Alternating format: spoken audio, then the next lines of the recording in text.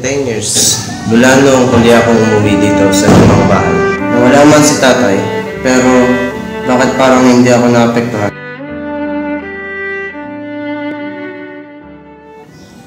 Oh, ito pa ang luma naming alkansya. Mula dito, ang mga alaalang ayaw ko nang balikan.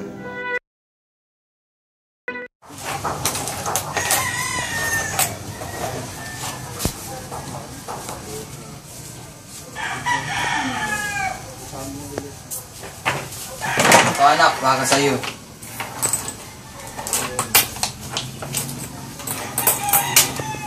Ito pa anak.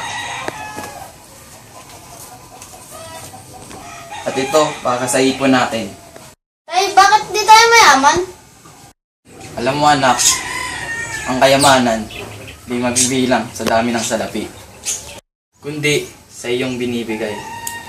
At sa pagbibigay, nandyan ang tunay na kayamanan.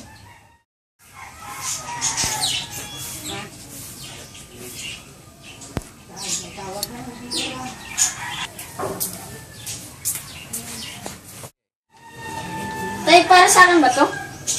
Hindi yan sa'yo anak. Tay, gising na! Nalilate na ako!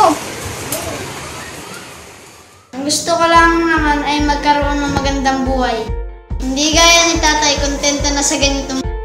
Kaya hindi ako titigil hanggang makamit ko ang aking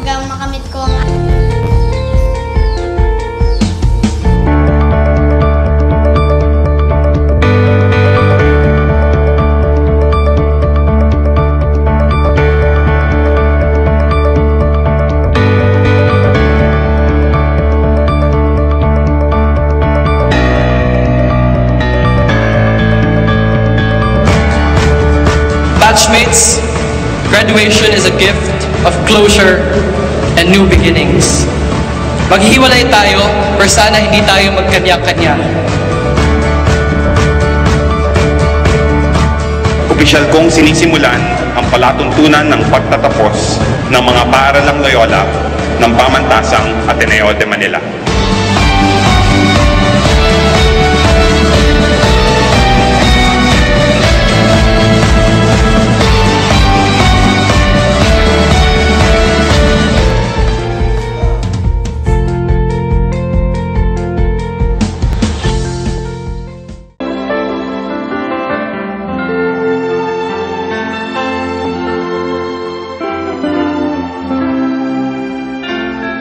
Anak, kamusta ka na? Ang tagal mo nang hindi umuwi ah. Miss na kita. Di ako makakauwi tay. Madami pa akong ginagawa. Ah, ganun ba? Sige anak, ingat ka dyan. Padala na lang kita ng pera pang gastos dyan. Sige na tay. Kailangan ko pang tapusin ito.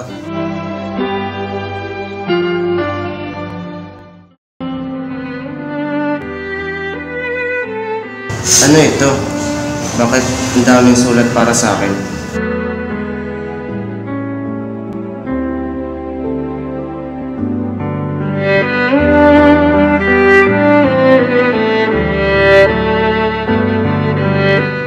The Forgotten Angel 7?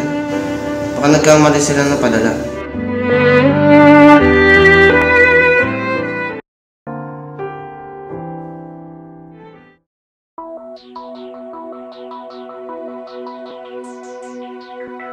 Magandang umaga, Mr. Reyes. May tagal ka na namin hinihintay.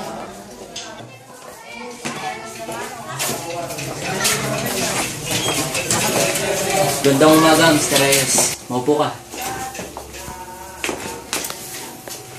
Napadalo ka sa aming tanggapan. Ano may paglilingkod ko sa'yo? Dahil sa mga sulat na napadala niyo sa akin, tila yata nagkamali kayo ng naipadala. Hindi kami nagkamali. Para sa'yo talaga yun bilang pasasalamat sa pagtulong mo sa amin. I did not give any donation. Oo, pero sa tuwing magbibigay ang iyong ama, pinapangalan sa iyo. Ang tatay mo ang major sponsor ng aming bahay ampunan. Siya din na nagturo sa akin para bumangon at lumaban.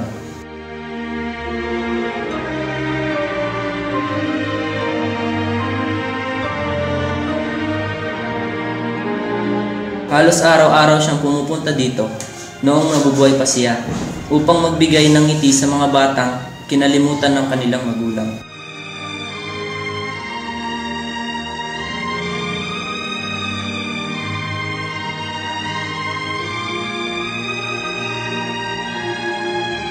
Kitang-kita ko sa kanyang mga mata ang pagnanais na bigyan ng panibagong buhay ang mga nananahan dito.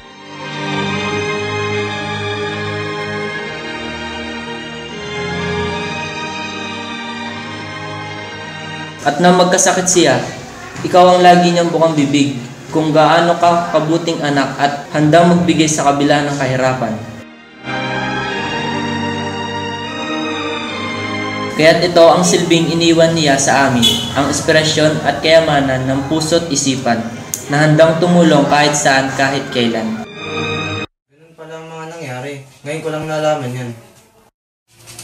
Thank you very much, Mr. Naka, Maraming salamat. maraming salamat din sa iyong pagdalaw.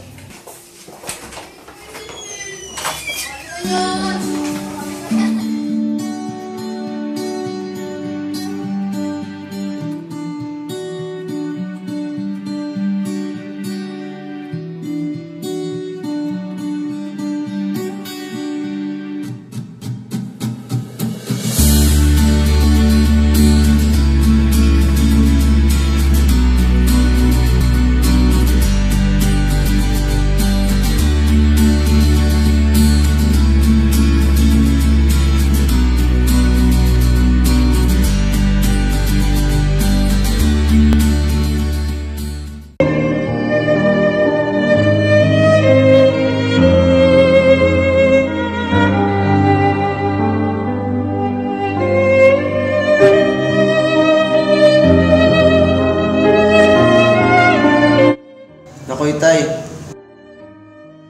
Kung naririnig mo man ako ngayon, sana patawarin mo ako.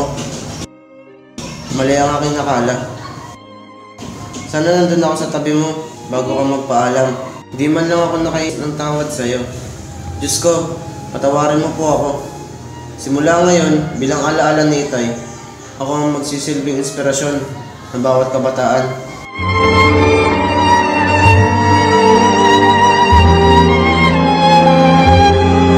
Ibabahagi ko kung ano man ang meron ako, na kahit hindi Pasko ay kailangan magbigayan.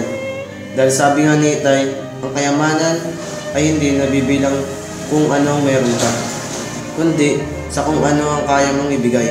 At sa pagbibigayan, nandun ang tunay na kayamanan.